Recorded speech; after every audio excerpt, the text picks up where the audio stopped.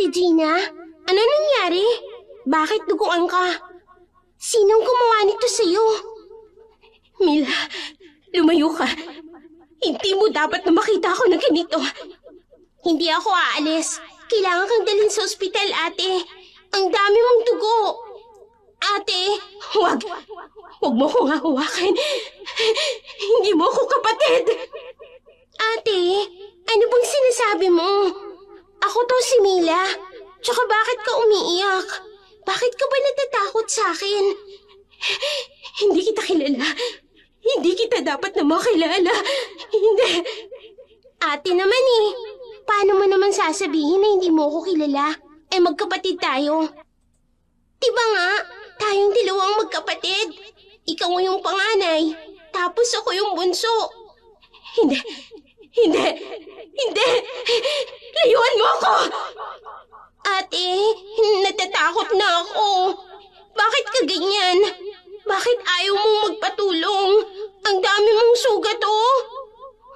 Sugat? Oh, sugat. Pero hindi mo maiintindihan. Ate, ano bang hindi ko maiintindihan? Sabihin mo na sa akin. Ate, sabi kong lumayo ka. Hindi mo dapat malaman. Hindi mo dapat makita. Ate, nawawala ka na. Bakit dumidilim? Ate, huwag kang umalis. Ate! Kalimutan mo na ako, Mila. Kalimutan mo na ang lahat. Hindi kita makakalimutan, ate. Bumalik ka rito. Ate! Ate Gina! Lalong dumilim ang paligid hanggang sa tanging mga hikbi na lamang ni Mila ang maririnig. Ate! Bakit mo ako iniwan? Ano bang nangyayari? Bakit ayaw mong magpatulong? Ate! Ate, bumalik ka! Ate! Mila? Mila, gumising ka. Binabangungot ka na naman. Mila? Ay, Ate! Ate Gina!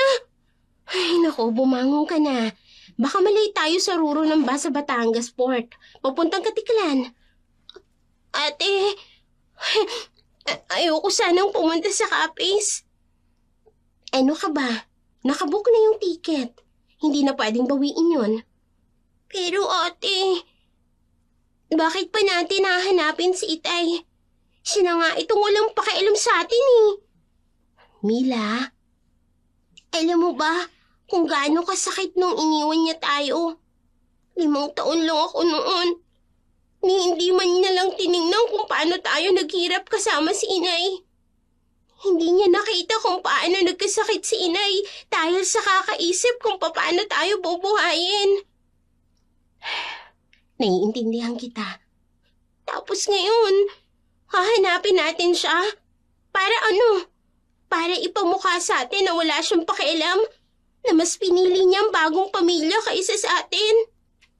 Hindi para sa kanyang pagpunta natin sa Capiz. Para kay Inay ito. Pangako ko sa kanya bago siya pumanaw. Ipagpapatuloy natin ang gampanin na iniwan niya. Sa Capiz daw mahuhubog ang ating kakayahan. Pero ate, kung makikita man natin doon si Itay, di bonus na lang yun. Pero ang mahalaga, gagawin natin to para kay Inay. Ay nako, 3:00 na. Bilisan mo na ha. Naghihintay ng tricycle sa labas. Mahaba-haba pang biyahe natin mula Batangas Port hanggang Katiklan. Sana hindi na lang siya nawala, ate. Si Inay, kasama natin siya sa puso natin. At tutuparin natin ang hiling niya. Tara na. Sa labas, maririnig ang ingay ng tricycle. Miss, aalis na ba tayo? Oo, paalis na. Mila, handa ka na ba? Wala naman tayong choice eh. Diba ate? Mabilis na inilagay ni Gina ang mga maleta sa compartment ng tricycle habang si Mila tahimik na pumasok sa loob, yakap-yakap ang kanyang backpack. Manong, sa Batangas Port po tayo ha. Kailangan nating makahabol sa Roro. Oo ma'am. Medyo traffic lang sa daan pero aabutin natin. Kumakabog ang makina ng tricycle habang umaandar sa liku-likong daan ng Batangas. Nakatitig si Mila sa bintana, pinanunood ang mga pamilyar na tanawin na unti-unting nawawala sa kanilang paningin. Paalam na muna, Batangas. Mila, okay ka lang? Hindi na sumagot pero nakatitig pa rin ito sa labas. Dumaan sila sa mga palengke, eskwelahan at mga dating pinagtatambayan nila. Bawat lugar ay may alaala kung saan sila dating naglalaro, kung saan namamalengke, kung saan huling nakita ang kanyang ama. Ma'am, medyo mabigat po ang daloy ng sasakyan pero kakayanin nating umabot. Dumaan din sila sa isang makitid na kalsada, umiiwas sa mga nakaparadang tricycle at mga batang naglalaro. Manong, anong oras po ba yung last trip ng Roro? 4:00 po ang alis niyan, ma'am. Nako, mga 10 minuto na lang. Binilisan pa ng driver ang pagmamaneho. Ramdam ni Mila at Gina ang bawat lubak at hump sa daan. Maya-maya pa natanaw na nila ang port ng Batangas. Abalang-abala ang mga tao. May mga pasahero, mga kargador, mga vendor, at ang malalaking ruro at ang kanilang sasakyang naghihintay sa pier. Usok na lang ang lumilipad mula sa tambutso. Last call para sa Katiklan! Last call sa mga biyaheng Katiklan! Salamat po, Manong. Mila, bilisan mo. Nagmamadaling kinuha ni Gina ang mga maleta habang hinahatak si Mila patungo sa terminal. Hingal na hingal silang tumatakbo papunta sa ticket counter. Ma'am, para po sa Katiklan. O, sige. Diretso lang kayo. Last batch na po kayo. Dali-daling sumunod si Mila at Gina sa mga pasaherong paakyat ng Roro. Ramdam nila ang banayad na galaw ng barko sa tubig. Ate, nakaabot tayo. 10 minuto na lang. Tara na, humanap na tayo ng upuan. Maya-maya pa'y tumunog na ang busina ng Roro. Hudyat ng pag-alis, nagsimulang gumalaw ang barko. Unti-unting lumalayo sa pamilyar na baybayin ng Batangas. Ate, natatakot ako. Nandito lang ako. Hindi kita iiwan. Unti-unting nilamon ng dilim ang gabi ng port ng Batangas habang papalayo sila. Sa kanilang harapan, naghihintay ang hindi tiyak na kinabukasan sa Capiz. May 10 minuto pa bago umalis ang Roro patungong Katiklan. Nagmamadaling pumila sina Gina at Mila sa boarding gate. Ang kanilang mga tiket ay mahigpit ang hawak ni Gina. Sa paligid nila, may mga pamilyang nagpapaalam. Mga manggagawang may dalang mga kahon at mga turistang puno ng excitement sa kanilang mga mata. Habang hinihintay sa pila, nakatingin si Mila sa malaking Roro. Sa harapan nila, ang barko ay parang isang nakatayong higante sa madilim na tubig. Ang mga ilaw nito kumikislap sa unti-unting pagliwanag ng umaga. Sa bawat takbang nila papalapit sa boarding area, mas lalong bumibigat ang dibdib ni Mila. Hindi niya alam kung dahil ba ito sa takot sa bangungot niya o sa hindi maipaliwanag na pangamba kung ano ang naghihintay sa kanila sa Capiz. Nang malapit na silang makarating sa entrance ng barko, napatingin muli si Mila kay Gina. Ang kanyang ate, tila may ibang liwanag sa mata. Isang determinasyon na hindi niya maintindihan. Para bang may alam ito na hindi niya alam. May nararamdaman na hindi niya nararamdaman. Ang pangako kay inay niya, ang misteryosong gagampanan sa Capiz at ang posibilidad na makita ang kanilang ama. Lahat ng ito parang mabigat na ulap sa kanyang isipan habang unti-unti silang lumalapit sa kanilang destinasyon. Ate, napansin mo ba yung matandang babae sa likod natin? Kanina pa tayo tinitingnan. Shh! Huwag mo nalang pansinin. Pero ate, nakasuot siya ng itim na barot saya. Hindi ba kakaiba?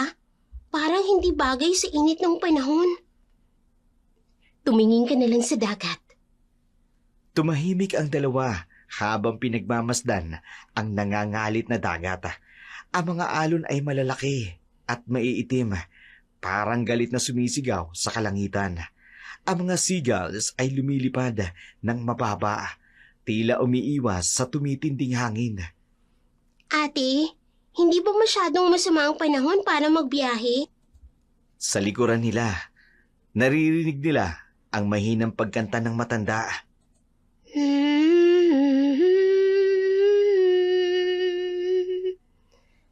Sa kapis, sa kapis, ang mga kaluluway naghahanap ng gising. Ate, narinig mo ba yun? Mila, tumigil ka na. Baka mapagod ka sa biyahe. Biglang lumaki ang alon, nayanig ang barko. Ilang pasahero ang napasigaw.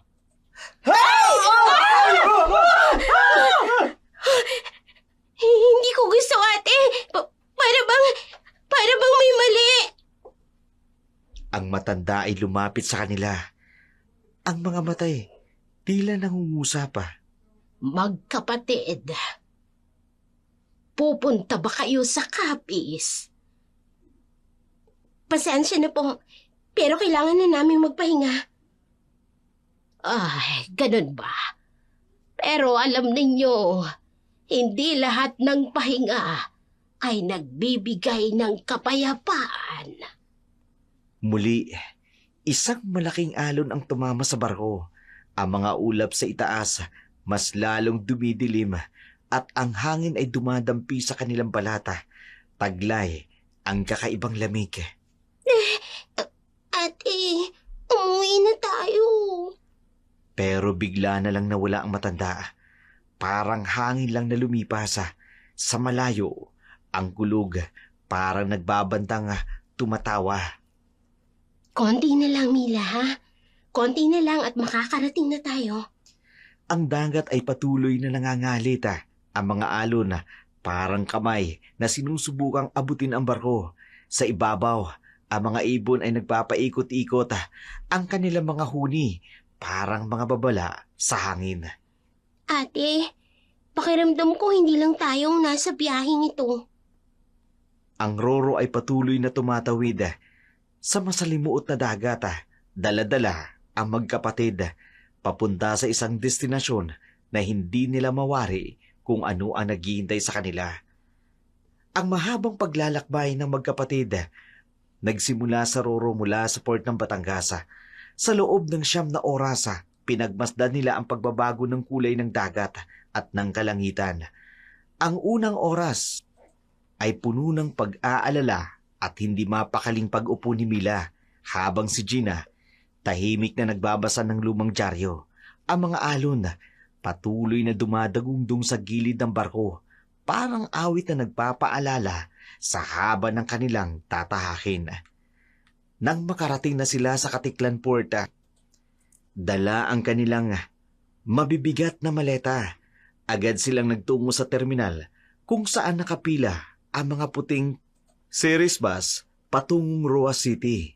Ang mga pasahero ay magkahalong mga turista, mga nagbabalik probinsya at mga naka-uniformeng estudyante. Sa kanilang 4 na oras na biyahe patungong Roa City, dumaan sila sa mga berdeng palayan at mga nakatayong bundok sa malayo. Minsan ay tumigil ang bus sa mga maliliit na bayan kung saan may mga naglalakong tinda ng tubig at pagkain. Ang mga gulong ng basa umaangal sa bawat lubak ng daan. Habang ang hangin pumapasok sa bintana, may dalang amoy ng dagat at bukid. Pagdating nila sa Roa City Integrated Transport Terminal, halos mag-aalas 6 na ng gabi. Ang mga ilaw ng terminal kumukuti-kutita pa habang nagmamadali silang sumakay ng jeep patungong Pilar. Ang 1.5 oras na biyahe ay puno ng ingay ng makina, kwentuhan ng mga kapwa pasahero, tungkol sa mga pangyayari sa bayan. Sa Pilar, isang matandang tricycle driver ang sumalubong sa kanila. Sa ilalim ng mga bituin, tinahak nila ang huling bahagi ng kanilang paglalakbay patungong Barangay Dulangan. Ang mga gulong ng tricycle ay dumaan sa mga batong daan habang sa paligid maririnig ang mga huni ng mga kuliglig at palakang nagbabadya ng gabi. 12 oras mula nang umalis sila sa Batangas, narating nila ang Barangay Dulangan. Ang mga ilaw sa mga bahay ay parang mga kandila sa dilim at ang hanging dumadampi sa kanilang mga muka ay may kakaibang lamig, isang lamig na parabang may gustong ipabatid at gustong ikwento. Ang Barangay Dulangan, isang lugar na parang natigil sa panahon. Ang mga bahay ay magkakalayo. Nakatago sa likod ng matatayog na puno ng akasya at balete. Sa gabi, kakaunti lamang ang ilaw na nagdiningning sa mga bintana. Ang mga tao'y mas piniling manatili sa loob ng kanilang tahanan kapag dumidilim na. Sa dulo ng isang makitid na daang lupa, nakatayo ang bahay ni Mang Temyo. Isang lumang bahay kubo na may 2 papalapag. Ang bubong nito, yari sa nipa na may kakaibang pagkakaayos. Ang mga dahon ay nakasalansa na parabang bumubuo ng mga simbolo. Sa harap ng bahay, nakatanim ang iba't ibang uri ng halamang gamot, sambung, lagundi, luya na parang mga bantay sa paligid. May mga kawayang nakahanay sa bakod at sa bawat isa, nakasabit ang mga pulat itim na tela na kumakampay sa hangin. Sa mga haligi ng bahay, nakaukit ang mga hindi karaniwang marka, mga sinaunang simbolo na sinasabing pumapalag sa masamang elemento. Sa bintana, nakabitin ang mga wind chimes na gawa sa kawayan at mga lumang salamin na kung titingnan, parang mga matang nagbabantay sa sino mang papalapit. Ate, tingnan mo yung mga markang nakaukit sa haligi. Ito na siguro yung tinutukoy ni Inay. Biglang bumukas ang pintuan. Lumabas si Mang Temyo, isang matandang lalaki na may mapuputing buhok at malalim na ang mga mata. Nakasuot siya ng simpleng kamiseta at maong na pants, ngunit may nakasabit na iba't ibang uri ng agimat sa kanyang leeg. Hinihintay ko kayo. Si Maricel ang inyong ina. Bago siya namatay, nagkausap kami at sinabing pupunta kayo rito. Magandang gabi po, Mang Temyo. Ako po si Zina. Eto naman po yung kapatid kong si Mila. Alam ko kung sino kayo. Lalo na ikaw, Bunso. May regalo sa iyo ang iyong ina. Po? Ano pong regalo? Hindi ko pa masasabi. Pero kailangan ko muna kayong 2. Hindi na ako bumabata. Ang Dulangan, kailangan may bagong mga tagapagbantay.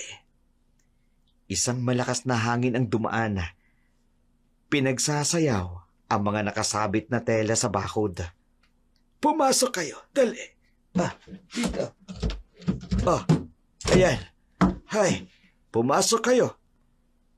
Hindi ligtas sa labas sa ganitong oras. May mga bagay na hindi dapat nakikita. At may mga bagay na hindi dapat nakakakita sa inyo. Inakay sila ni Mang Temyo sa isang silid. Sa pangalawang palapag, ang mga dingding. May mga nakasabit na iba't ibang uri ng mga talismang gawa sa kahoy at metal. Ang sahig, yari sa pulido, ngunit lumang kawayan. At may isang maliit na bintana na nakaharap sa kabundukang bahagi ng Dulangan. Yan. Dito muna kayo matulog, ha? Magpahinga muna kayo. Alam ko matagal ang inyong biyahe. Maraming salamat po, Mang Temyo. Pagkatapos noon, umalis si Mang Temyo. Ang mga yapak, unti-unting nawala sa pasilyo. Tama ba ang narinig ko kanina? Sasanayin tayo bilang albularya, ate. Mila, kailangan mong maintindihan. Maintindihan? Anong maintindihan, ate? Naniloko mo ko? Akala ko ba pupunta tayo rito para hanapin si tatay? Hindi kita niloko. Parti pa rin yun ang dahilan. Parti lang pala. At kailan mo balak sabihin sa akin ang totoong dahilan? Pagkatapos na maipit mo ko rito. Hindi ako katulad mo, ate. Hindi ako katulad ni nanay. Mila, kumalma ka lang, ha? May plano si nanay. Plano? Plano ninyo? Hindi ko plano to. Bukas na bukas din, babalik ako sa bayan. Maghahanap ako ng trabaho at mag-aaral ako. Hindi ako magiging albularya, ate. Pwede ka namang mag-aral.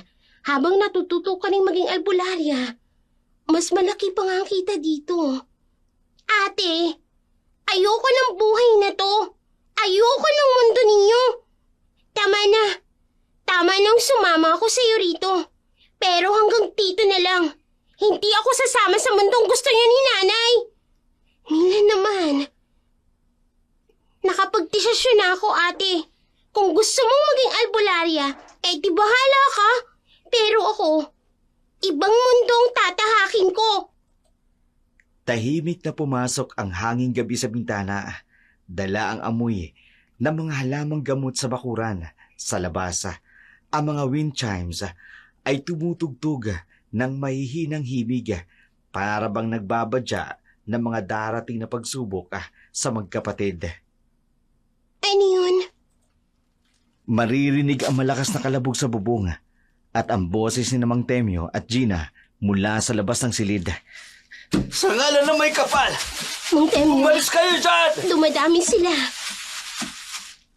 Mga kaluskos at kalabog sa bubong ay patuloy na nag-iingay. Ano ba naman yan? Bakit ba ang ingay niyo? Mila, huwag kang lalabas ng silid! Hindi nga totoo ang mga aswang eh. Bakit ba kayo nagpapadala sa mga pamahiin niyo? Bumalik ka sa loob! Hindi! Patutunayan ko sa inyo na naging biktima lang kayo ng sarili ninyong takot. Mila, makinig ka sa amin. Delikado! Delikado? Saan? Sa mga katang-isip ninyong nilalang? Biglang tumigil ang lahat ng ingay. Ang dating maingay na bubungan ay nanahimik. Oh, tingnan nyo. Nasaan na yung mga aswang ninyo? Kita nyo na? Wala naman talaga eh. Mila, hindi mo naiintindihan. Hindi, ate. Ikaw ang hindi nakakaintindi.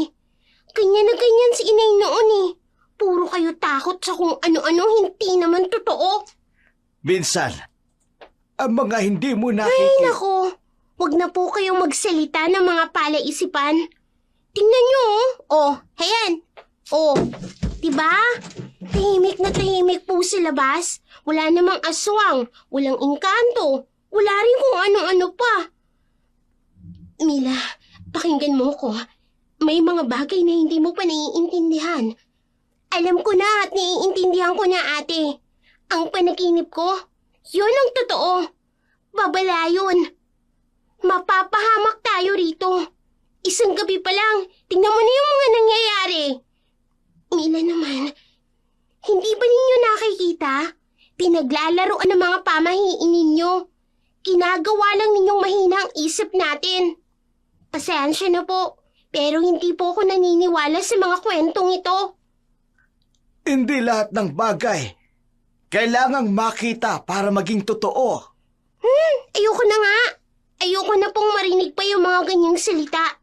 Kung gusto mong manatili rito at maniwala sa mga to, bahala ka, ate.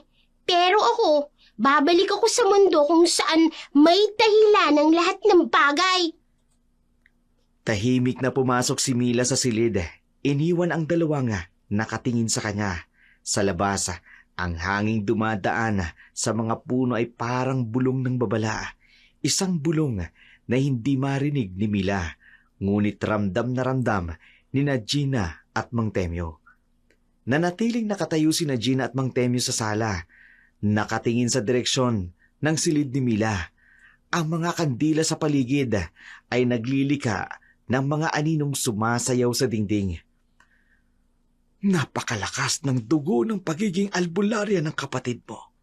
Po, Hindi mo ba napansin kanina? Nang lumabas siya, nagsitakbuhan na ang mga aswang.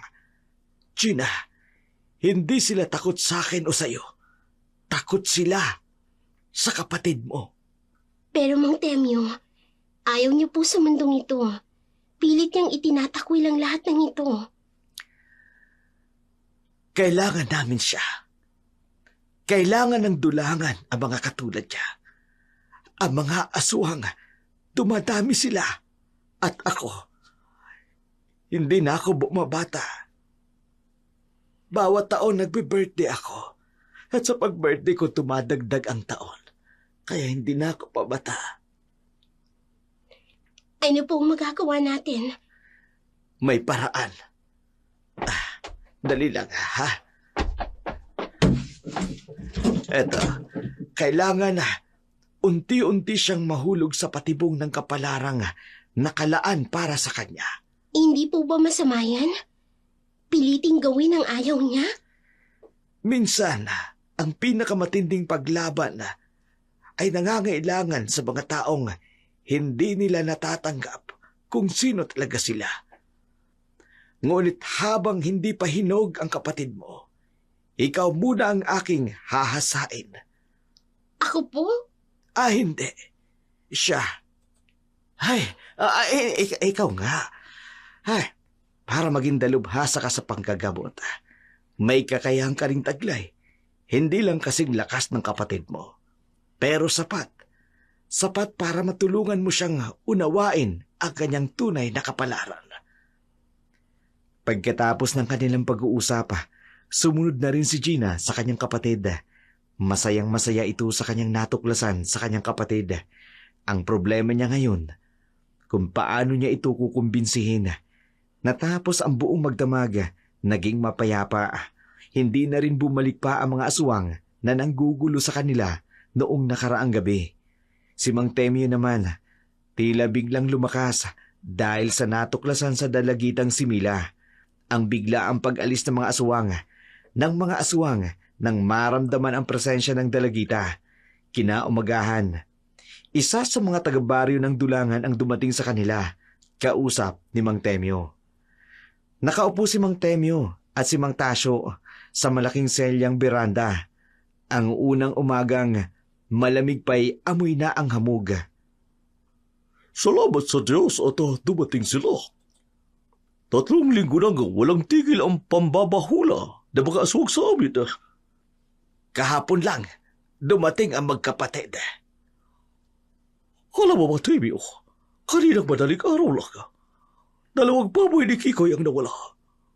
Dugo na lamang nakita namin sa kulungan. Natatakot ng mga kapatid natin. Kung dati ang mga manok lang, ngayon ay malaking hayop na. Nangangamba ang mga tao. Lahat kami, si Aling Berta, 3 kambing ang nawala. Si Tonyo, 2 baka. Salamat ka pala dito sa kape. Ano kaya ang susunod kapag naubos na ang mga hayop? Kaya nga dumating sila sa tamang panahon. Totoo ba? Mga albularyo rin sila sa katulad mo? Mga anak ni Maricel, malakas ang dugong ng pagiging albularya nila, lalo na yung bunso. Naku, salamat naman. Ibabalita ko sa mga taga rito. Alam mo bang kagabilang, may pagtitipon ang mga pamilya. Nag-usap-usap kung paano gagawin. Pati si Kapitan, nag-aalala na. Sabihin mo sa kanila, may pag-asa na. Pero, kailangan muna nating turuan ang mga bata. Ay, naku, salamat. Sasabihin ko kay Aling Marta. Siguradong matutuwa siya na. Alam mo bang, 6 na manok siya ang nawala. Sige, Temyo, nakapagkape na rin lang naman ako. Ipararating ko sa mga tao para hindi na sila masyadong mag-alala. Tumayo si Mang Tasyo at dali-daling lumakad patungo sa daan. Sasabihin ko rin sa kay Banding na magdala ng pansit. Dapat may handaan. Pagdating ng mga tagapagligtas sa ating baryo, maghahanda tayo. Pinanood ni Mang Temyo ang papalayong si Mang Tasyo. Habang sa loob ng bahay, maririnig ang mga yapak ni Mila na bumangon mula sa pagkakatulog. Hindi alam ang kagalakan ng bayang naghihintay sa kanya.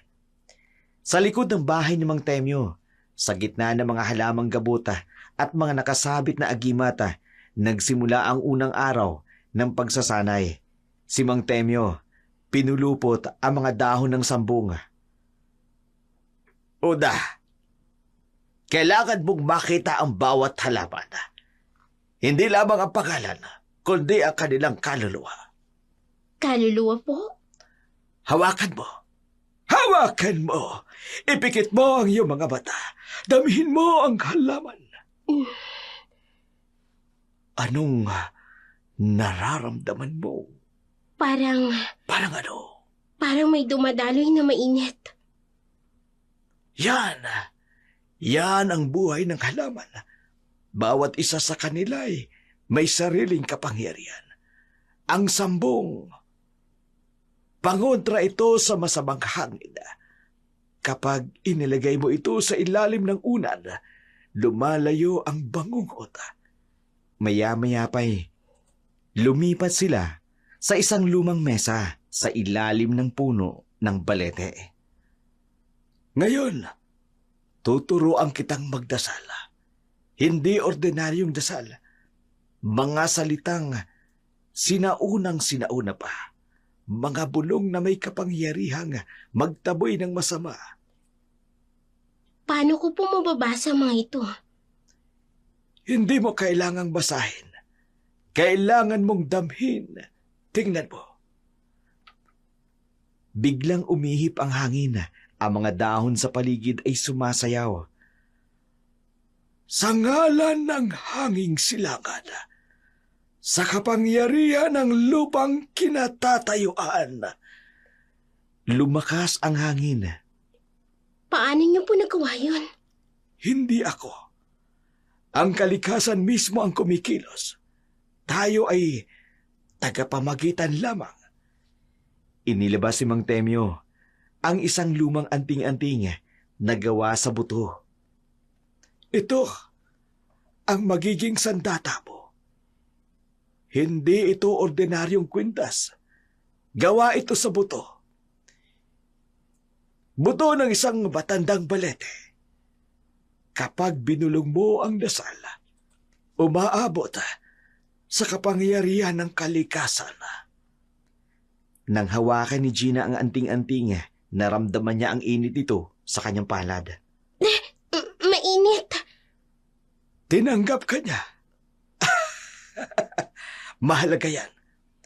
Hindi lahat ng albularya tinatanggap ng kanilang sandata. Patuloy silang nag-aral hanggang hapon. Tinuruan ni Mang Temyo si Gina ng iba't ibang uri ng pagdarasal, kung paano gagamitin ang halamang gamuta at kung paano makikilala ang presensya ng masamang elemento. May mga katanungan ka pa ba? Mang Temyo, bakit po napakalakas ng dugong albularya ni Mila? Minsan, ang pinakamalakas na albularya, yung hindi pa nila nakikita sa sarili nila ang kapangyarihan. Tulad ng isang batang tigre, hindi nila alam na sila ay tigre. Simula ng bagong hamon sa buhay ng magkapatid na dumayo pa sa kapis para harapin ang bagong kabanata ng kanilang buhay. Walang kaalam-alam si Mila na ang buhay na tinatanggihan niya, pilit siyang hinahataka para gawin ang bagay na yun. Galing siya sa bayan at maghapong naganap ng mapapasukan. Subalit, nahirapan siya sa pag-apply dahil high school graduate lamang siya at minor de edad pa siya. Pag-uwi niya sa bahay ni Mang Temyo, isang malakas na katok ang narinig sa pintuan Nagmamadaling pumasok si Mang Tasyo. May kasamang binatilyo at matandang babae. Temyo! Temyo! Tulungan mo kami! Tebyo, tulungan mo ang apo ko, si Ramon! Ang binatilyo ay nanginginig, namumula na parang walang malay. Anong nangyari? Kinagat siya ng aso ang kagabi. Nangangaso sila ng mga kaibigan niya. Pagkatapos... Mang Temyo, subukan po natin. Nagsimulang magdasal si Mang Temyo. Hawak ang kanyang anting-anting. Si Gina naman, nagsubsob ng mga halamang gamuta. Sa kapangyarihan ng... Pero lalong nanginginig si Ramon na halos mapaupo na sa sahig. Mang Temyo, hindi po umuepekto. Sa moment na yun, lumabas si Mila mula sa kanyang silid.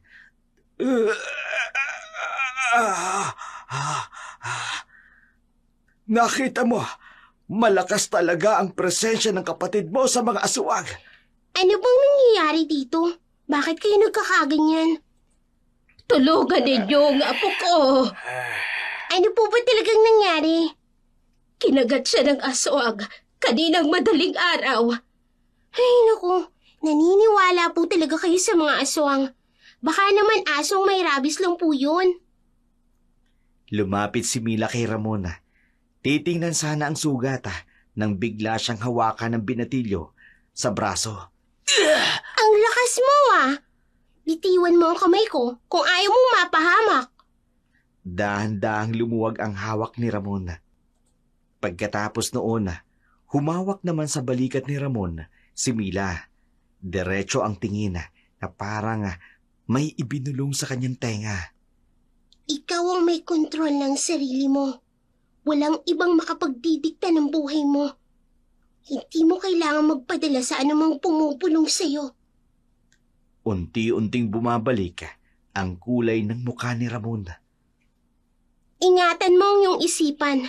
Dahil kung ano ang iniisip mo, yun ang magiging buhay mo. Paniwalaan mo ang sarili mo.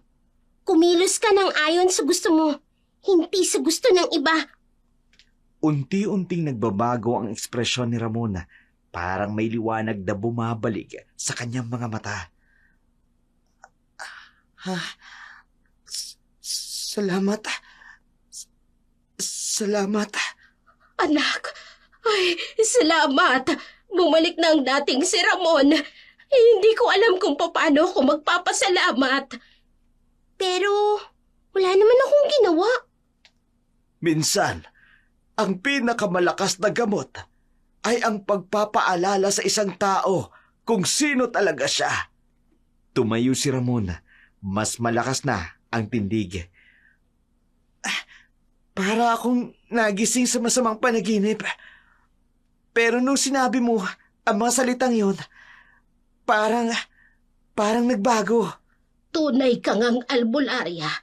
Kahit hindi mo pa yun alam. Hindi ako.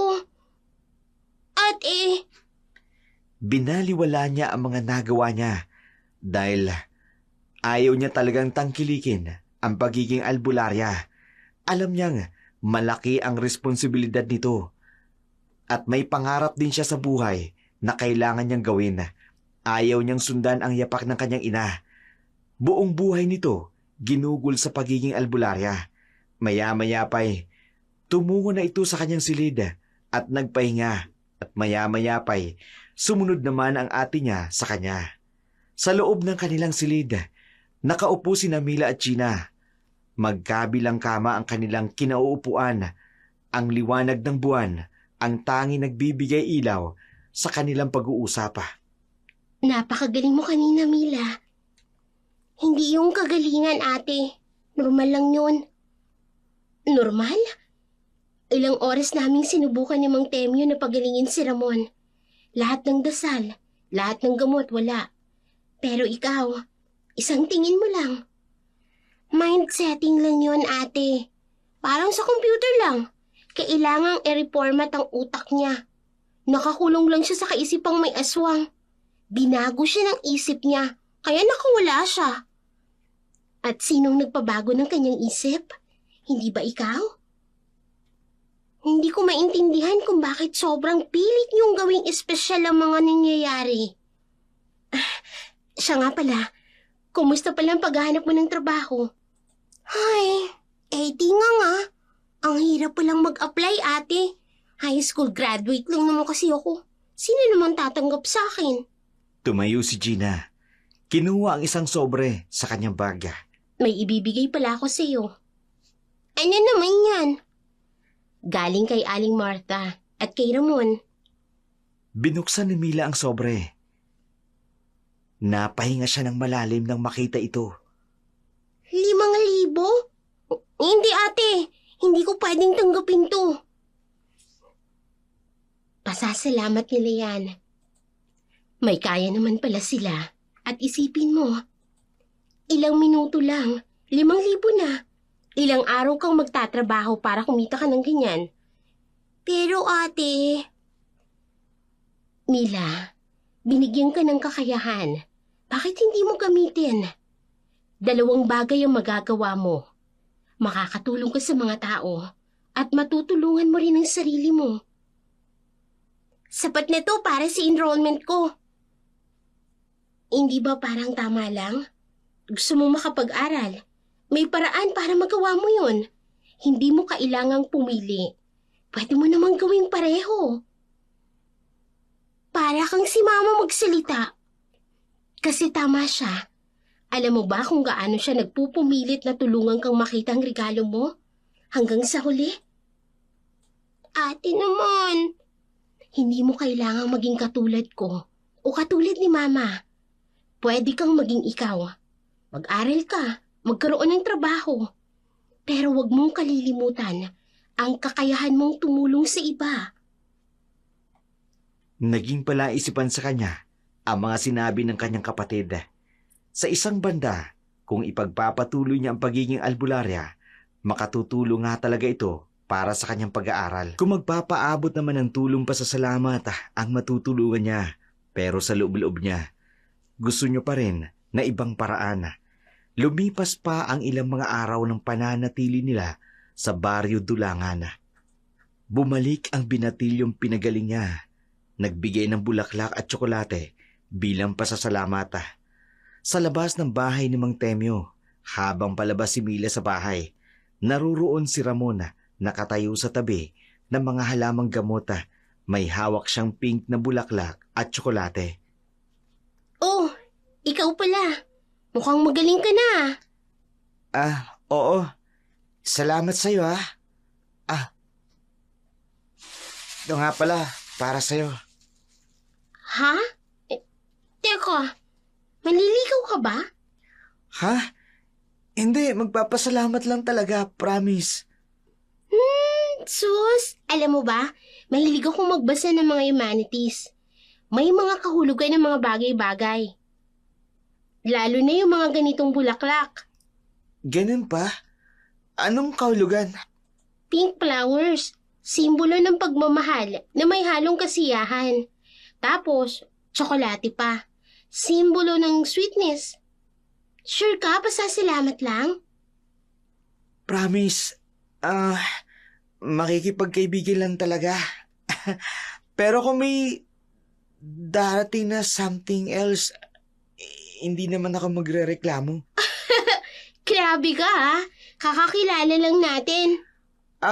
Actually, sa baba, sa unahan, may coffee shop. Malapit lang dito.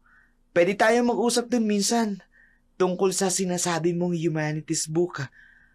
Oo, yun nga. Gusto ko malaman kung ano pa bang alam mo sa mga symbols.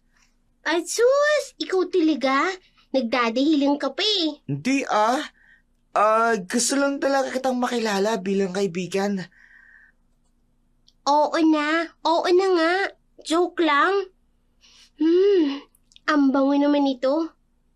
Ano yung binabasa mo? Psychology.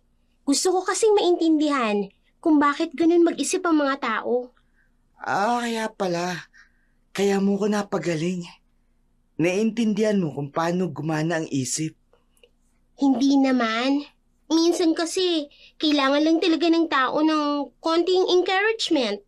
At minsan, kailangan ng tamang tao para ibigay yun. Nagkatitigan sila sandali hanggang sa mapansin ni Mila ang pagkahiya. Ikaw, anong hilig mo? Basketball. Pero mahilig din ako magbasa, lalo na tungkol sa mga alamat, tsaka mga kwento bayan. Tsaka, Tapos, mahilig din naniniwala ka sa mga aswang. alam mo, mas nakakatakot pala talaga yung takot sa isip kaysa sa mga aswang na yun. Napatawa si Mila at sumabay si Ramon. Ang kanilang tawa ay umalingaw-ngaw sa terasa. Sigurado ka, kaibigan lang ha? Oo, pero pwede ba kitang bisitahin minsan para magkakwentuhan tayo tungkol sa mga libro? Oo naman. Basta ba, tilhin mo ko ng tsokolate. Paalis na si Ramon nang biglang lumingon. Alam mo, may library sa bahay namin. Maraming psychology books. Pwede kang bumisita sa amin. Oo, akala ko ba kaibigan lang? Oo nga, para sa book lang yun, promise. Naglakad na palayo si Ramon, pero 3 beses pang lumingon. Si Mila naman, nakaupo pa rin sa duyan, hawak ang pink na bulaklak at hindi mapigilan ang ngiti. Kaibigan lang. Pero, bakit ang bilis ng tibok ng puso ko? Sa loob ng bahay, nakatingin sina Gina at Mang Temyo. May ngiti ang kanilang mga labi. Lumapit si Gina kay Mila. Nakaupo pa rin ito sa duyan. Namumula ang pisngi. Hoy, punasan mo nga yung gatas. Ha? Anong gatas? Wala naman akong iniinom ah. Sa labi mo, may gatas ka pa kaya hindi pa pwedeng lumandi. Ate naman, hindi naman akong lumalandi no. Siya nga tong nilalandi ako eh. Pinapaalalahanan lang kita, Mila. Bata ka pa. Oo na, pero ate, napansin mo ba? Ang cute niya at mayaman pa sila. Pero, alam mo ba ang pinagtataka ko? Bakit hindi na lang siya dinala sa ospital? Bakit dito pa kay Mang Temyo? Kasi nga dito sa lugar na to, talamak ang kwentong aswang. Kapag ganun daw ang kaso, si Mang Temyo yung pinagkakatiwalaan nila, hindi ang ospital.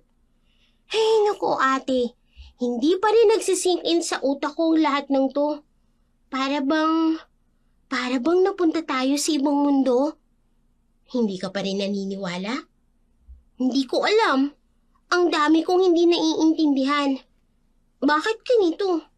Bakit tayo? Basta ako, hindi ako magpapaligaw ng isip. Tutuloy pa rin ako sa pag-aaral ko. Hindi ba pwedeng pareho? Hindi tayo dumayo rito ate para sundan ang yapak ni nanay. May sarili akong gusto sa buhay. Kahit na cute yung apo ni Aling Marta. Ate naman ibang usapan yun. Oh, bakit namumula ka? Mula yun. Nagkataon lang na mabait siya. Tsaka may library sila para sa pag-aaral ko yun. Ganun. Library nga lang ba talaga? Bahala ka nga dyan.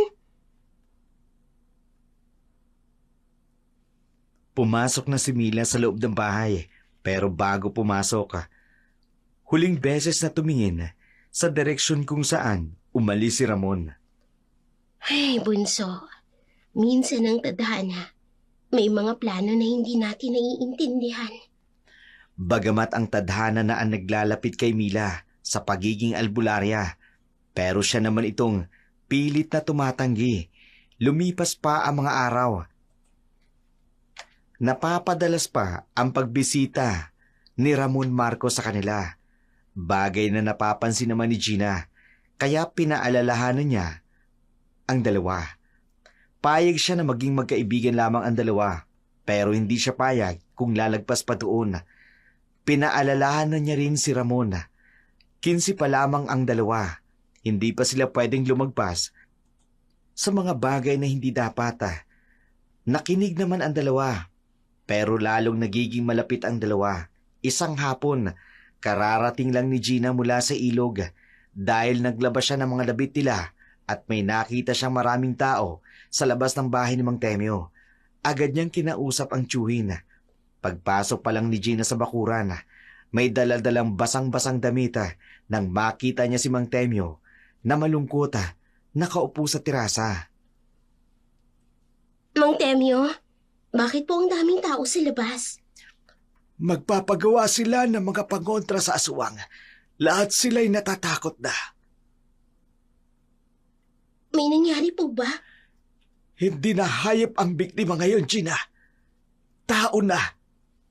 Sino po? Si Berteng, yung manginginom sa dulo ng baryo. Natagpuan siya kaninang madaling araw sa gilid ng gubat.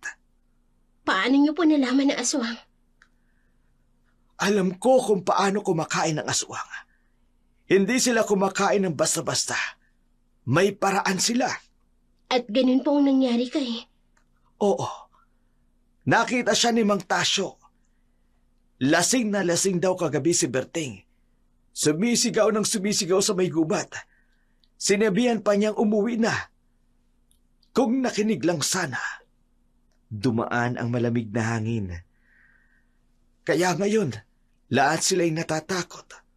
Kung dati manok lang, tapos baboy, tapos baka, ngayon tao na.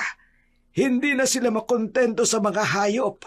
Ano po bang magagawa natin? Kailangan nating palakasin ang proteksyon ng bawat bahay. Mas kailangan nating gisingin ang tunay na lakas ng kapatid mo. Bakit po si Mila? Hindi mo ba napansin? Kapag nasa paligid siya, hindi lumalapit ang mga aswang. May takot sila sa kanya. May takot na hindi maintindihan. Narinig nila ang mga yapak ni Mila na papalapit. Huwag mong sabihin sa kanya ang tungkol kay Berteng. Hindi pa siya handa. Hindi niya maunawaan ang kanyang tungkulin dito. Lumabas si Mila. May hawak na libro. Ate, may dumating na naman po ba mga tao? Ang inis sa labas may nagpapagawa lang ng anting-anting kay Mang Temyo. Ay naku, naniniwala pa rin sila sa mga pamahiin. Nagkatinginan sina Gina at Mang Temyo. Alam na may mas malalim na dahilan ang takot ng mga tao at mas may malaking papel si Mila sa lahat ng ito, kaya alam niya. Makalipas ang ilang mga araw ng pagbabaliwala ni Mila sa tawag ng kapalaran sa kanya. Isang gabi, galing si Mila sa bayan dahil sa unang date nila ng kanyang kaibigang si Ramon. Hindi na naihatid ni Ramon si Mila dahil nasiraan ang motor nito. Kinailangang itulak mismo ni Ramon ang motor, kaya nauna si Mila dahil natatakot ito sa kanyang kapatid. Baka mapagalitan kapag huli na itong nakabalik sa kanila. Mabilis na naglalakad si Mila sa madilim na daan. Ang mga yapak niya tumatama sa lupang pinatuyong ulan. Ang buwan halos natatakpan ng mga ulap at iilang poste ng ilaw na kumukundat-kundat na parang nang-aasar sa kanyang kalagayan. Sigurado ako, dito ako dumaan kanina. Lumingon siya sa kaliwa at sa kanan. Ang mga puno ay parang nagiging mas malaki, mas mataas sa bawat segundo. Ang dating pamilyar na landas, biglang naging kakaiba. Ay, bakit ganito? Ilang buwan na akong naririto. Pero, bakit parang iba na yung lugar? Isang malaking ibon ang biglang lumipad mula sa katabing puno. Napatalon kay Mila. Ate! Ate Gina! Nasaan ka? Ang hangin ay biglang lumakas. Parang binubulong ang mga salitang ayaw niyang marinig. Ang mga dahon ay sumasayaw sa hangin, lumilikha ng mga anino sa lupa. Mang Temyo! Ate Gina, naliligaw ako! Walang sumisigaw. Ang tanging maririnig ay ang mga pagaspas ng mga dahon sa malayo at ang mababang huni ng mga ibon sa dilim. Ayoko ng ganito. Ayoko sa mundo ninyong puno ng takot. Ayoko sa mga aswang ninyo. Ayoko ng albularya! Biglang may nakarinig siyang kalusko sa madilim na bahagi ng daan. Isang maitim na anyo na parang gumagalaw sa mga puno. Wala yan. Katang isip lang yan. Hindi totoo ang mga aswang. Pero ang anyo, unti-unting lumalapit at kasabay nito ang amoy ng dugo at tunog ng mababang grunyedo. Lord, kung totoo man ang mga aswang, patanayan mo sa akin ngayon. Biglang lumabas ang buwan sa pagkakatago sa ulap at nakita ni Mila ang isang malaking anyo, matangkad, payat, may mahabang kuko. Nakatayo ito, ilang metro lang mula sa kanya. Ang matang pula ay nakatitig ng diretso sa kanya. Hindi ka totoo. Hindi ka totoo. Lumapit ang aswang kay Mila. Ang mga matang pula na nagdiningning sa dilim. Walang kawala si Mila. Nakaharang ang malaking puno sa kanyang likuran. Sumugod ang aswang at ang mahabang kuko ay halos umabot sa liig ni Mila. Hindi! Isang maliwanag na liwanag ang biglang lumabas mula sa kamay ni Mila. Tumalsik ang aswang. Ano ka? Tumayo si Mila. Ang mga matay may kakaibang ningning. Hindi niya maintindihan kung saan nanggagaling ang lakas na kanyang naramdaman. Layuin mo ako! Sumubok muling lumapit ang aswang, pero parang may hindi nakikitang pader sa pagitan nila. Hindi ka normal na tao. May kung anong enerhiya sa'yo. Tao ako. At hindi ako papayag na saktan mo ako. Tumakbo ang aswang para sugurin si Mila, pero nang mahawakan nito ang braso ni Mila, napaso ito. Matagal na kaming naninirahan dito. Pero, ngayon lang kami nakaramdam ng ganito. Anong ibig mong sabihin? May tugo ka ng mga sinaunang albularya. Mas matanda pa sa aming lahi. Biglang may narinig na mga kalabog at sigaw mula sa di kalayuan. Mila! Nasaan ka? Napalingon si Mila sa direksyon. Ang kanyang ate ang kanyang narinig. Nang bumalik ang kanyang tingin, wala na ang aswang. Papalapit si Mang Temyo at Gina na may dalang sulo. Mila, anong nangyari? Bakit ka nandito? Kayong bakit nandito? Nananala kayang mga aswang sa oras nito. Kaya nagmanman kami ni Mang Temyo. Kasama ang mga kabarangay na naglalagay ng pangontra sa mga kahoy na pwedeng pagtaguan ng mga aswang. Galing dito ang aswang. Alam kong galing dito ang aswang. May ginawa ba sila sa'yo o may ginawa ka sa kanila? Hindi ko alam ang sinasabi ninyo. Naligaw lang ako. Bakit ka nga pala mag-isa? Nasiraan kasi yung motor ni Ramon, kaya nauna na ako. Baka kasi magalit ka kapag late na akong nakauwi. Nakita mo na. Hindi ba? Hindi mo matatakasan kung sino ka talaga. Hindi ako naniniwala. Pero bakit may nangyaring ganun? Inakbayan ni Gina ang kapatid habang naglalakad sila pa uwi. Sa likod nila, nakatingin si Mang Temyo sa direksyon kung saan nawala ang aswang. Alam na nagsisimula na ang tunay na pagkagising ng kapangyarihan ni Mila. Maayos silang nakauwi sa kanila habang si Mang Temyo nagpatuloy sa pagbubudbud ng mga pangontra sa aswang sa hangganan ng Bari Dulangan. Nang matapos sila magsaboy ng pangontra, Naging mapayapa naman ang gabing yun. Kinaumagahan, maagang umalis si Mila. Sinundo ni Marco. Maaga itong sumundo para sa pangalawang date ng kanilang pagkakaibigan. Dinala ni Ramon ang dalagitang si Mila sa isang napakagandang lugar ng Agdalin Shrine, Dulangan, Pilar, Capiz. Sa barangay Dulangan, Pilar, Capiz, matatagpuan ang tanyag na sagradong Agdalin Shrine, isang dambana na puno ng debosyon at pananampalataya. Hindi lamang ito isang simpleng lugar ng pagdarasal, kundi isa ring destinasyon para sa mga naghahanap ng milagro at espiritual na pagpapala. Dinadayo ito ng mga deboto mula sa iba't ibang panig ng Pilipinas na nabibighani sa natatanging aura at likas na kagandahan ng Puuka.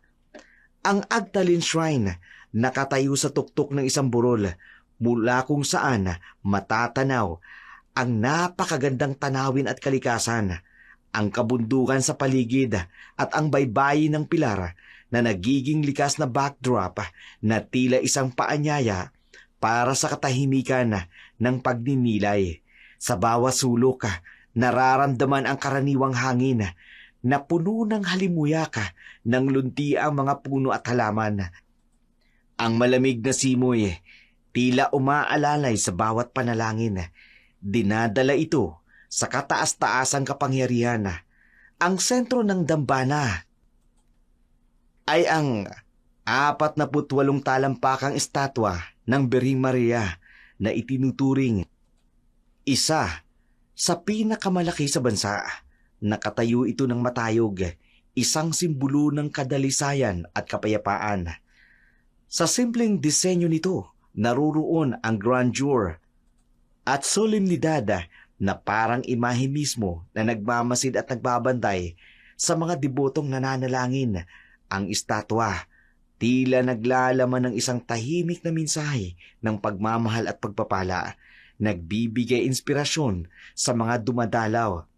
Ngunit higit sa lahat, ang Agdalin Shrine, kilala bilang isang lugar ng milagro.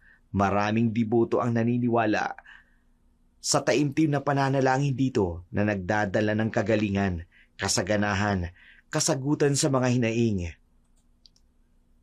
Sa tuktok ng Agdalin Shrine, nakaupo si Mila at Ramon sa isang malaking bato na nakaharap sa malawak na tanawin ng Pilar, Capiz. Ang malamig na hangin na dumadampi sa kanilang mga muka ay may dalang amoy ng mga pino at mga bulaklak sa paligid. Ay, ang ganda pala rito. Para kang nasa ibang mundo. Kaya nga, paborito ko rito eh. Dali lang Eto, gutom ka na ba? Grabe ka naman. 2 sandwich. Akala mo ba kaya kong ubusin yan? Kasi hindi ko alam kung ganun yung gusto mo, kaya egg sandwich na lang, tsaka tuna sandwich. Ay, naku, ikaw talaga. Pero, salamat Tahimik silang kumain. Pinanood ang mga ibon na lumilipad sa kalangitan. Ano bang gusto mo pag college ka na? Doktor sana. Pero ang layo pa nun. Ikaw? Pilot. Para mailibot kita sa buong mundo. Ay sus! Akala mo ba magiging tayo pa rin pagdating ng panahon na yon? Bakit hindi ba? Natahimik si Mila. Namula ang pisngi. Alam mo, kapag pilot na ako, una kitang dadalhin sa Japan, tapos sa Paris, tapos... Teka lang, hindi pa nga ako sigurado kung papayagan ako ni ate. Ako nang bahala kay Ate Gina. Pangako, pagdating ng araw. Magiging successful tayo. Ikaw, doktor, ako, pilot. Ay, drama mo. Pero seryoso gusto kitang makasama sa journey ko. Ramon. Sorry masyadong cheesy. Bata pa naman tayo. Oo nga. 15 lang tayo. Mas importante muna yung pag-aaral. Dumaan ang malamig na hangin, nagpalipad ng mga dahon at sa kanilang paligid. Uy, gusto mo ba kantahan kita? Ha? Marunong kang kumanta? 3 chords lang ang alam ko pero kaya na. Nagsimulang tumugtog si Ramon. Isang simpleng kanta. Medyo sablay ang mga nota pero tuwang-tuwa si Mila. Lord, kung panaginip man to, huwag mo na po akong gisingin. Sa ibaba ng burol, ang mga puno ay sumasayaw sa hangin. Parang nagdiriwang sa simpleng kaligayahan ng 2 batang nagpapanggap na alam nila ang mundo kahit hindi pa talaga. Ang masasayang sandaling naranasan ni Mila kasama si Marco sa isang napakagandang lugar ng Dulangan Capiz ay pansamantala lamang. Sa kanyang pag-uwi, isang panliling lang ang kanyang madadatnan. Masayang naglalakad sina Mila at Ramon pa uwi. Ang puso'y magaan para sa mga alaala ng date nila ni Ramon. Nang may babaeng lumapit sa kanya. Mila! Ikaw na ba yan? Ha? Kilala mo ako? Oo naman! Sa Talia ako. Kaklase mo dati sa Maynila. Naku! Talia? Oo nga. Dito rin pala kayo nakatira ngayon. Sama ka sa bahay namin. May mga kaibigan akong gusto kitang ipakilala. Taga rito sila lahat. Nagsimula silang maglakad. Si Talia ay walang tigil sa pagkukwento. Hindi namamalayan ni Mila. Ang layo na pala nila sa baryo. Magaling magkwento. Ang inaakala niyang kaibigan. Alam mo, ang saya-saya dito sa Capiz. Ang dami kong ang nakilala eh. Para kang nasa ibang mundo. Maya-maya pa'y napansin ni Mila ang hindi pamilyar na daan. Teka, saan na tayo? Malapit na tayo. Konti na lang. Hindi ko nakilala ang lugar na to. Teka, bumalik na tayo. Biglang tumigil si Talea sa paglalakad. Ang hangin ay dumaan. Biglang naging malamig. Alam mo, Mila, may mga bagay na hindi mo dapat tinatakasan. Anong ibig mo? Dahan-dahang lumingon si Talea. Ang dating magandang mukha, unti-unting nagbago. Ang mga matay naging pula. Ang balat ay naging kulay abo. Ang mga kuko ay tumubo ng mahaba. Ay, suwang! Ay, suwang! Bago pa siya nakatakbo, mabilis nang lumapit ang aswang. Hinampas siya sa muka. Ang lakas ng hampas at napalipad si Mila. Ate, tulungan mo ako. Binuhat ng aswang ang walang malay na si Mila. Sa kalangitan, ang mga ibon ay nagsisipagliparan palayo, parang natatakot sa kasamaang nangyayari.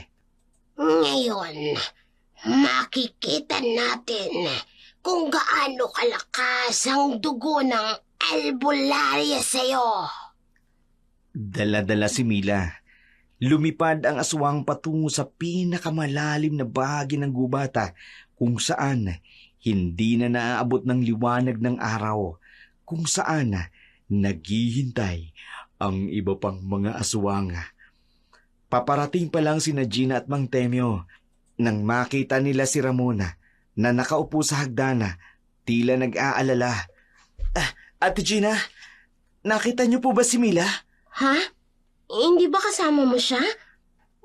Umuwi na po siya kanina kaso may nakasalubong daw siya kaibigan. Talia raw po. Talia? Opo, sabi niya, kaklase niya daw po dati sa Maynila. Hindi maani. Si Talia, nasa Batangas yun. Kachat ko pa lang siya kaninang umaga. Kumikilos na sila. Mang Temyo, ano po? Ang mga aswang, Nararamdaman nila ang enerhiya ni Mila, kaya gumawa sila ng paraan para mabihag ang kapatid mo. Ano pong ibig niyong sabihin? Mang Temyo, saan nila pwedeng dalhin ang kapatid ko? Anong gagawin natin? Matagal nilang pinag-aralan si Mila. Naramdaman nila ang kapangyarihan niya. Kapangyarihang hindi nila kaya at hindi nila maintindihan. Bakit hindi natin napansin? Bakit hindi tayo nag-ingat? Alam nilang malakas siya. Pero alam din nila na hindi pa niya mauunawaan ang kanyang kakayahan. Kaya ngayon, ang pinakamahusay na pagkakataon para sa kanila. Anong ibig sabihin po ng lahat ng to? Nasaan po si Mila? Bata, mahal mo ba talaga ang kaibigan mo? Opo. Kung gayon, tulungan mo kaming hanapin siya. Kailangan nating magmadali. Kapag dumilim na, ibang usapan na yan. Paano po natin siya hahanapin? May paraan ako, pero kailangan nating kumilos, kayo din. Biglang dumilim ang paligid. Ang mga ibon ay nagsisipagliparan at ang hangin biglang naging malamig. Mabilis silang kumilos. Mas mabilis. Kaya dapat, mas bilisan natin ang kilos natin. Agad na naganda si Mila at Temyo na sundan ang kapatid nito na si Mila. Matagal nang nakikipagtunggali sa mga aswang si Temyo. Kasama pa nito ang ina na magkakapatid. Sa kanilang pakikipaglaban, alam niya ang lahi ng mga aswang na madalas nilang makalaban. Minsan, napunta si Maricel, ang ina ni Mila at ni Gina, sa lungga ng mga aswang. Kaya alam ni Temyo ang lungga ng mga ito. Alam niya rin na mapanganib ang gagawin niyang pakikipaglaban sa mga aswang. Pero malakas ang loob niyang suungin ang lungga ng aswang dahil may kasama siyang albularya na makatutulong sa kanya. Sa kabilang dako naman, sa kinaroroonan ni Mila, dinala siya sa isang liblib na lugar, sa isang bahay na bato. Sa loob ng isang madilim na kuweba, nakakulong si Mila sa isang hawlang gawa sa mga sanga ng balete. At ang mga aswang ay nakapalibot sa kanya. Ang kanila mga pulang mga matay nagliliwanag sa dilim. Pakawalan niyo ako! Ano ba kailangan niyo sa akin?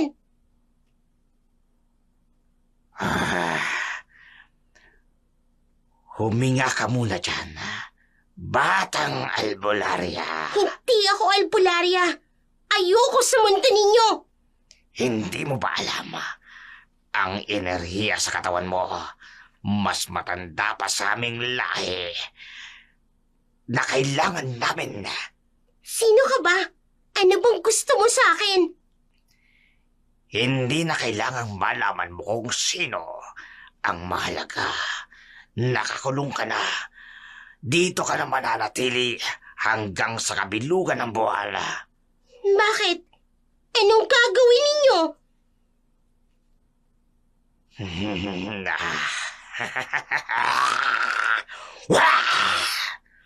Kailangan ka naming gamitin. Ang lakas ng dugo mo, ang enerhiya mo ang gagamitin namin para gawing kauri namin ang mga tao sa dulangan. Hindi kayo makakalusot dito. Hahanapin nila ako. Sino? Ang ate mong mahina? O ang matandang albularyong pagod na? May choice ka. Yakapin mo ang mundo namin. O manood habang unti-unti namin ginagawang impyerno ang dulangan. Hindi ako papayag. Hindi niyo ako kayang kontrolin. Tingnan natin kung ganyan pa rin ang tapang mo pagdating ng kabilugan ng buwan. Bantayan niyo siya. Hindi siya dapat makatakas. Lumayo ang matandang aswang. Iniwan si Mila sa dilim. Napaliligiran ng mga aswang na nagbabantay. Sa labas ng kuweba, ang langit ay unti-unting dumidilim at ang buwan ay dahan-dahang lumalaki, naghihintay sa araw ng kabilugan. Sa kabilang dako naman, patuloy ang paghahanda ni Temyo at Mila Sa paglusob sa lungga ng mga aswang, hangarin nitong mabawi ang kanyang kapatid. Sa loob ng silid ni Mang Temyo, nagmamadali silang maganda ng mga sandata at gamit. Kailangan nating magdala ng bawat proteksyon na maaari nating magamit. Inilabas niya ang mga gamit isa-isa habang nagpapaliwanag kay Gina. Ito, ang buntot pagi. Pinakamatinding sandata laban sa aswang. Tinutusok nito ang likod nila. May iba pa po ba? Baril di pukol. May basbas ito ng 7 albularya. Bala nito ay gawa sa pinaghalong pilak at buntot ng pagi. Ito, pinakamalagang sandata natin. Itali natin sa mga braso't binte para hindi tayo makita. Inilabas niya ang isang lumang anting-anting na gawa sa ginto. Ito naman, ang pinakamalaking sandata natin. Gawa ito sa ginto. Hinugot sa ilalim ng balete noong kabilugan. May lakas itong magagamit para sundan ang dugo ng albularya. Ang enerhiya ni Mila mismo ang magtuturo sa atin ng daan papunta sa kanya. Inilabas niya pa uli ang huling gamit. At espada ni Tandang Isyo. Binigay sa akin ng aking ninuno. Panlaban ito sa pinakamalakas na uri ng aswang. Pwede po ba akong sumama? Batang lalaki, delikado ito. Kahit po anong mangyari, gusto ko pong tumulong para kay Mila. Tumango. Iniabot ang isang buntot ng pagi at isang maliit na anting-anting.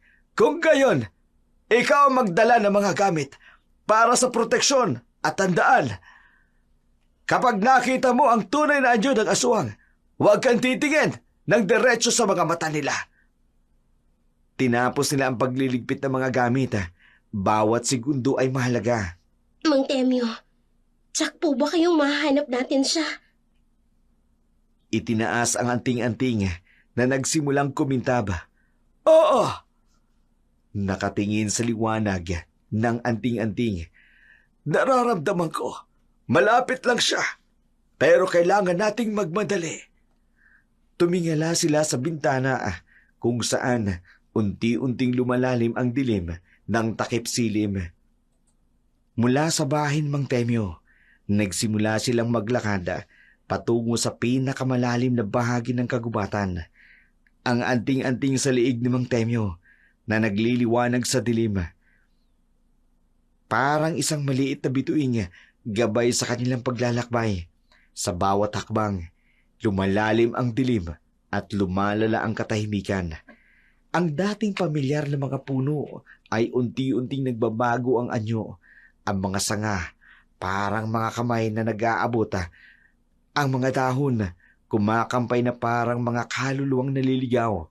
Sa kanilang paanan, ang mga ugat ng mga punong balete na gumagapang sa lupa na parang mga ahas na nagbabantay. Ang hanging dumadampi sa kanilang balata ay may kakaibang lamig. Isang uri ng lamig na hindi galing sa panahon, kundi sa presensya ng kasamaan. Paminsan-minsan, may maririnig na kaluskus ng mga dahon, mga huli ng mga ibon na hindi dapat lumipad sa gabi, mga ingay na hindi nila matukoy kung saan nanggagaling. Malapit na tayo, bulong ni Mang Temyo, ang anting-anting sa kanyang liig.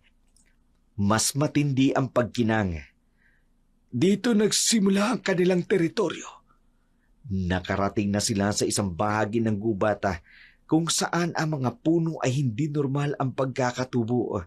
Ang mga katawan ay twisted, parang nagdurusang mga katawan na nakakulong sa kahoy. Ang lupa na kanilang nilalakaran may kakaibang kulay, mas maitim na parang nababad na dugo. Sa di kalayuan, nakita nila ang pasukan sa isang malaking kuweba. Ang bunganga nito'y parang isang Napakalaking bibig na handang lumamon sa sino mang papasok. Mula sa loob, may lumabas na malamig na hangin na may dalang amoy ng pagkabulok ng kamatayan. Kuminto si Mang Temyo, itinaas ang kampilan. Dito sila nagtatago. Bulong niya. Dito nila itinatago ang ating si Mila. Hinigpitan ni Gina ang hawak sa bundot pagi, habang si Ramon nanginginig pero determinado pa ring sumugod. At sumunod sa kanilang dalawa, ang anting-anting sa liig ni Mang Temyo, kumikislap na parang nagbababala. Habang ang buwan sa langit, unti-unting lumalaki, nagbabadya ng paparating na kabiguan. Sa loob ng kuweba, maririnig ang mga hindi maintindiang bulong at mga kaluskusa. Mga tunog na hindi dapat marinig sa mundong ito, at sa pagitan ng mga ingay na yun, parang naririnig nila ang mahinang sigaw ni Mila. Hubanta kayo, sabi ni Mang Temyo sa kanyang mga matay, nagniningning sa dilim. nasa loob sila, naghihintay. Gina, gamitin mo ang anting-anting. Paano po? Hawakan mo. Pakiramdaman mo ang enerhiya ni Mila. Isang aswang ang lumusob kay Ramon. Ate Gina, bilisan niyo po! Mang Temyo, mainit po eh. Sundan mo ang init. Diyan nagmumula ang direksyon. Sinundan ni Gina ang paghila ng anting-anting. Mila, nanirinig mo ba ako? Mag-iingat ka! May mga bantay dyan! Mang Temyo, may nakikita po ako. Gamitin mo ang butot ng pagi. Huwag kang matakot! Nakita ni Gina ang hawla. Nakita ko na siya! Mila, nandito ako! Buksan mo ang hawla! Gamitin mo ang kapangyarihan ng anting-anting! Paano po? Hindi ko alam ang gagawin. Ipikit mo ang mga mata mo! Ibuhos mo ang loob mo sa anting-anting! Napapikit si Gina. Hawak ang anting-anting. Mila, tulungan mo ko. Tulungan mo kaming mailigtas ka. Sa gitna ng madilim na kuweba, nakatayo si Mang Temyo. Ang basbas ng kampilan ay kumikislap sa bawat galaw. 5 aswang ang nakapalibot sa kanya. Ang kanilang mga pulang matay nagliliwanag sa dilim. Hindi kayo makalulusot! Sa ngalan ng aking mga ninuno. Isang aswang ang sumugod. Ang mga kukoy nakatutok sa kanyang leeg. Mabilis na umiwas si Mang Temyo. Ang kampilan ay gumuhit ng arko sa hangin. Tumama ito sa braso ng aswang at napaurong sa sakete. Bigyan niyo ko ng lakas. Umikot ito at sinalo ang atake ng pangalawang aswang. 2 aswang ang sabay na lumusob. Itinaas ni Mang Temyo ang kanyang anting-anting. Nagbuga ito ng liwanag at napaurong ang mga nilalang. Tandang Isyo! Gabayan mo ang espadang ito! Ang 3 aswang lumundag mula sa itaas. Mabilis na umikot si Mang Temyo. Ang kampilan ay tumama sa dibdib ng aswang. Napasigaw ito sa sakit. Ngunit may 2 pang lumusob mula sa magkabilang panig. Napahinga ng malalim si Mang Temyo. Hinugot ang bundot ng pagi sa kanyang bulsa. Hindi ako papayag! Hindi ka mananaig! Ang kanyang mga galaw ay mabagal dahil sa pagod na ito. Pero ang kanyang determinasyon hindi pa rin napapawi. Ang kampilan ay sumasayaw sa dilim. Ang anting-anting ay nagbubuga ng liwanag at ang mga aswang ay patuloy na umaatras at sumasalakay. Matapos makawala si Mila sa hawla, nagmamadali silang tumakbo palabas ng kuweba. Ngunit biglang dumilim ang paligid. Isang kadilimang hindi natural. parang kumain ng lahat ng liwanag. Mila! Nasaan ka? Nang muling bumalik ang liwanag, natigilan si Gina. Sa harap niya, 2 Mila, magkapareho, mula sa suot ng damit hanggang sa mga galo sa braso. Ate, ako ito. Bilisan na natin. Ate Gina, huwag kang maniniwala sa kanya. Ako ang tunay na Mila. Mila? Ate naman, kilala mo ko. Ako yung laging kinukulit mo tungkol sa pag-aaral. Hindi, ate. Ako yung kaninang dinala nila. Tingnan mo nga, oh. May pasapa ako sa braso ko mula sa pagkakahawak nila.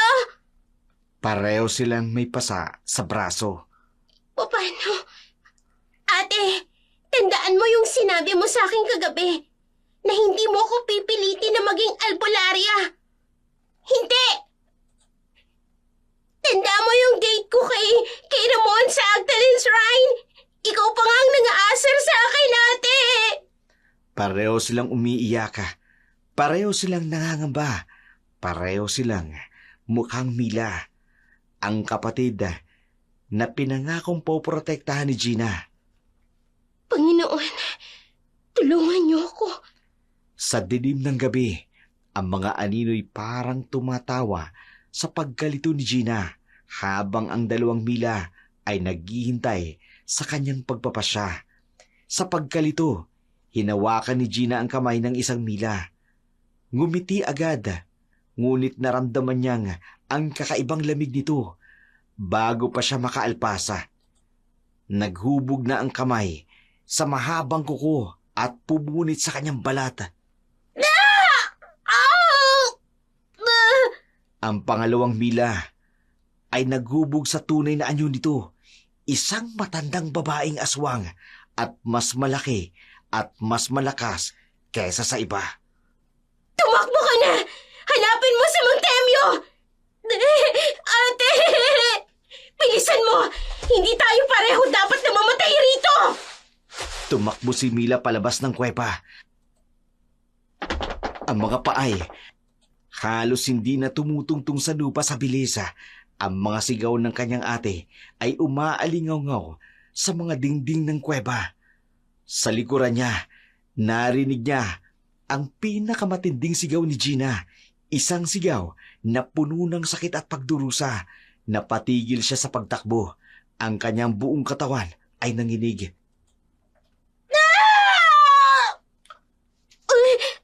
Ate! Biglang tumahimik ang lahat. Walang ingay ng labanan, walang sigaw. Ang katahimikan na yun ay mas masakit pa sa naunang sigaw. Hindi! Hindi! Ate! Sa dilim ng kuweba, ang huling tunog na narinig ay ang mahinang tawa ng aswang at ang tunog ng algo na parang pumupunit ng laman. Alam ni Mila, sa pinakamalalim na bahagi ng kanyang puso, na ang kanyang ate ay ang taong nagpalaki sa kanya, nagprotekta sa kanya, ay nabihag na ng mga aswang. Ate ko! Ang ate ko! Nasaan si Gina? Iniiwan ko po siya. Pinaalis na ako.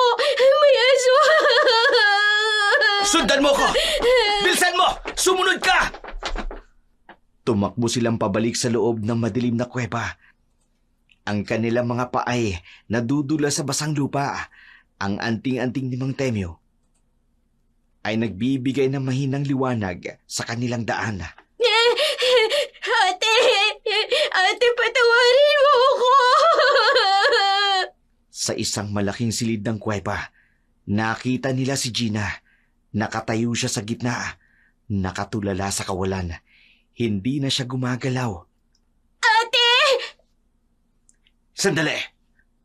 Dahan-dahang lumingon si Gina sa kanila. Ang kanyang mga mata na dating puno ng pagmamahal at pag-aalala, ngayon wala ng buhay, wala ng ningning, Maputing-maputi na at wala ng kulay. Ate! Mila, kapatid ko. Huli na tayo! Hindi! Hindi! Ate! Bakit ka umiiyak, bunso? Nandito lang naman ako. Pero ang boses ni Gina may kakaibang tunog. Mila, hindi na yan ang ate mo!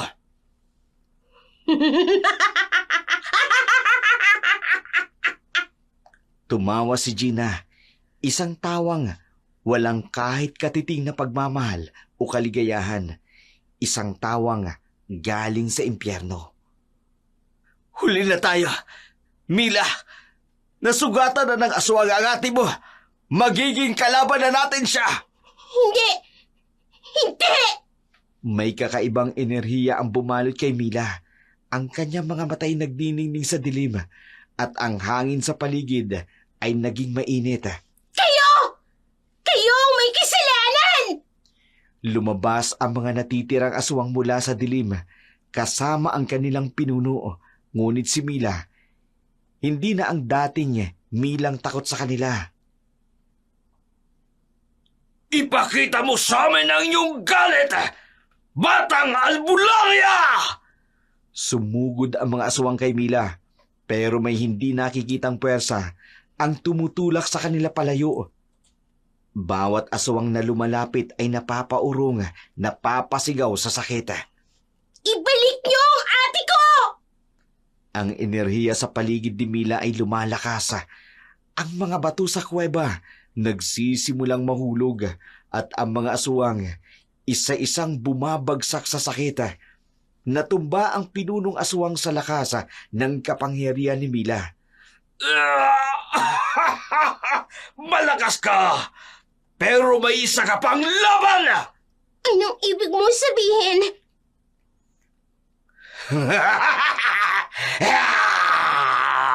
Ang kapatid mo! Mamaya-maya, magiging isa na siya sa amin! Lumingon si Mila kay Gina na nagsisimula ng manginig. Ang mga mata ni Gina unti-unti nang namumula at ang kanyang mga kuko nagsisimula ng humaba. Ate! Hindi! Hindi pwede! Ang tawa ng pinunong aswang ay umalingaw-ngaw sa kuweba, habang si Gina unti-unting nagiging isang nilalang na dating kinatatakutan ni Mila. Si Gina ay nakatayo sa gitna ng kuweba, nanginginig habang lumalaban sa pwersa ng aswang na kumukontrol sa kanya. Ang kanyang mga mata ay nagpapalit-palit ng kulay, pula at normal, tanda ng pakikipaglaban niya sa loob niya. Anong gagawin natin? Hindi ko siya pwedeng iwanan, Mang Temyo! Huli na, Mila! Wala na tayong magagawa! Nasakop na siya! Mila, kapatid ko. Lumuhod si Mila sa harapan ng kanyang ate. Ate, patawarin mo ako. Kung hindi ko tinanggihan ang pagiging albularya, hindi mo sana sinabi to. Kasalanan ko to. Hindi mo kasalanan. Ginawa kong dapat kong gawin bilang ate mo. Ate, iniligtas mo ako. Pero ikaw, hindi kita mailigtas. Umalis ka na. Bilis! Habang kaya ko pang kontrolin. Hindi kita iiwanan. Umalis ka na! Ayoko maglaban tayo. Ayokong saktan kita. Hindi ko kakayanin.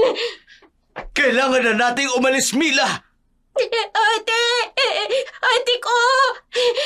Ito yung nakita ko sa panaginip ko. Ito yung babala. Habang papalayo sila, narinig nila ang huling sigaw ni Gina. Isang sigaw na puno ng pagmamahal at sakit.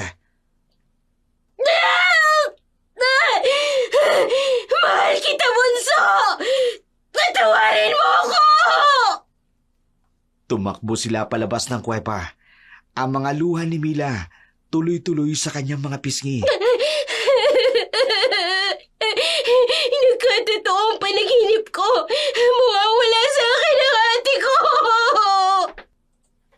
Ang panaginip mong yon ay nagpapatunay ng iyong kakayahan bilang albularya. Nakita mo na ang mangyayari pero hindi mo naunawaan noon. Lumingon si Mila sa kuweba sa huling pagkakataon. Paano ako matututong maging albularya kung wala ka na, ate? Paano ako magiging malakas kung ikaw ang pinakamalakas kong kahinaan? Ang sigaw ng aswang ay umalingaw-ngaw sa gabi. Pero sa tenga ni Mila, ang huling narinig niya ay ang tinig ng kanyang ate. Ang tinig na nagpalaki sa kanya, nagprotekta sa kanya, at ngayon, nawala na sa kanya. Sa bawat gabi mula noon, nakaupo si Mila sa tabi ng bintana sa bahay ni Mang Temyo. Ang mga matay nakatingin sa dilim ng gabi. Ang dating takot niyang mundo ng mga albularya napalitan ng determinasyon, matutunan ang lahat ng karunungan na dating kanyang tinanggihan. May bigat ang bawat aral na tinatanggap niya kay Mang Temyo. Bawat orasyon, bawat gamot, bawat ritual ay parang tinik na pumipiga sa kanyang puso. Hindi niya maiwasang isipin kung pinanghawakan niya ang responsibilidad na ito noon pa, baka kasama niya pa ang kanyang ate. Ang bawat aswang na kanyang napapaalisa, bawat taong napagagaling, bawat mahiwagang pwersa ng kanyang napagtatagumpayan ay isang hakbang ng kanyang paglapit sa pag-asang muli niyang makikita si Gina. Sa bawat kabilugan ng buwan, ramdam niya ang presensya ng kanyang ate. Parang hanging dumadampi sa kanyang pisngi. Parang bulong na naririnig sa dilim. Sa barangay Dulangan, ang kwento ng magkapatid ay naging aral sa mga tao na ang tadhana kapag tinanggihan ay may paraan ng pagbawi ng utang, na ang responsibilidad kapag tinalikuran may kaakibat na kabayaran, na ang kapangyarihang ipinagkaloob ay hindi dapat kinatatakutan, kundi kinakailangang gamitin at yakapin. Ang dating tahimik na dalangin ni Mila na makalayo sa mundong ito ay naging panalangin ng pag-asa na balang araw sa kanyang paglalakbay bilang albularya, masasagupan niya ang kanyang ate. Nasa kanyang bagong lakas at karunungan, may paraan para maibalik si Gina sa dating anyo. Sa mga gabing madilim, kapag ang buwan ay nagtatago sa mga ulapa, minsan may naririnig na dalawang tinig sa hangin.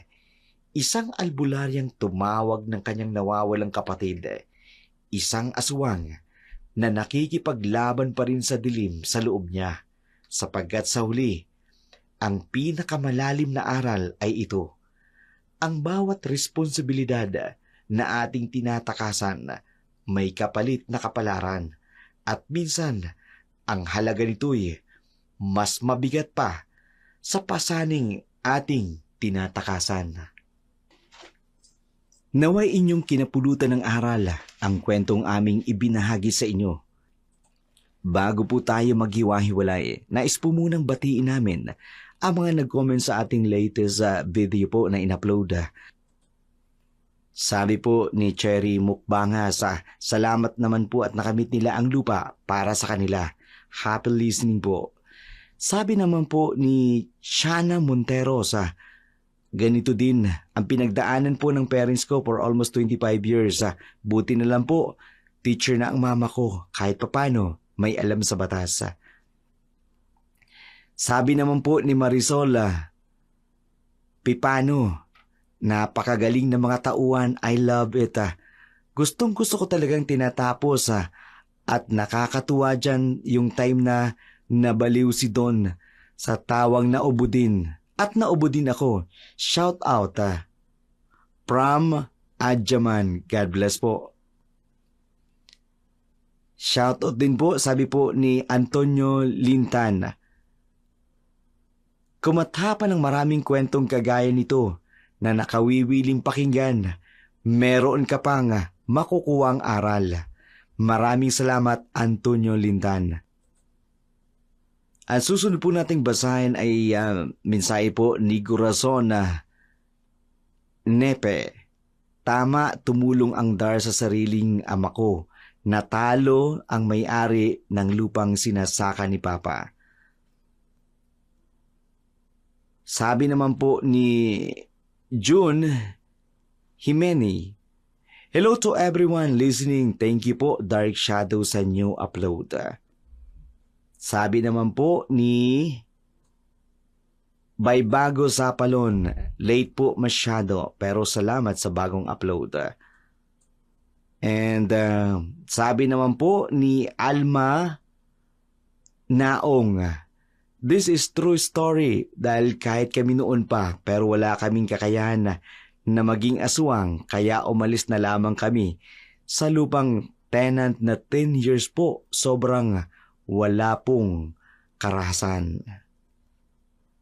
Uli po nating babasahin ay si Elvia Tobar. Laging nakikinig kami kahit nasa trabaho. Kailangan yung Bluetooth ay full. Trabaho man po o nasa bus, kahit man po nasaan. Mula po sa Malinaw, Italia. Maraming salamat po at may pahabol si Vicky. Sabi niya po, kumusta po Mr. Dark Shadow? Pa-shoutout naman po from Kingdom of Bahrain. Ayan. Salamat po. Maraming salamat po sa inyong patuloy na pagsubaybay sa amin. Kami po sa buong pwersa ng Dark Shadow at ng Oragon Creator, sa ngalan po ng aming mga drama talent, technical operator, sa aming pong recording and mixing operator, sa aming mga scriptwriters at magagaling na drama talent, kami po ay nagpapasalamat sa inyong walang sawang pagsubaybay. Kami po ay bumabati ng maligayang Pasko at manigong bagong taon.